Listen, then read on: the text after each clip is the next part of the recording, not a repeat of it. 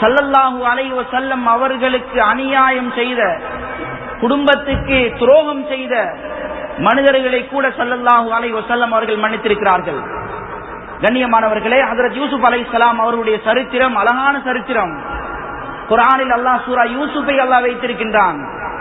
ஒரு தந்தை தன்னுடைய குழந்தைகளுடன் எப்படி இருக்க வேண்டும், ஒரு குழந்தைகள் தன்னுடைய தாயுடனும் தந்தையுடன் எப்படி இருக்க வேண்டும், இப்படியான ஹிஸ்டரிகளை இந்த உம்மத்துக்கு பயான் செய்யக்கூடிய ஒரு சூரா தான் சூரா யூசுப். ஹஜ்ரத் யூசுப் அலைஹிஸ்ஸலாம் அவர்களுக்கு சகோதரர்கள் இருந்தார்கள் 11 பேர். அவர்கள் அனைவரும் ஒரு பக்கம் இருந்தார்கள். ஹஜ்ரத் யூசுப் அலைஹிஸ்ஸலாம் அடுத்த சைட். யூசுப் அலைஹிஸ்ஸலாம் அழகானவர்களாக இருந்தார்கள். இவர்களை தூக்கி அப்படியே அவர்களுடைய சகோதரர்கள் கிணத்தில் போட்டார்கள். சரித்திரம் நமக்கு தெரியும்.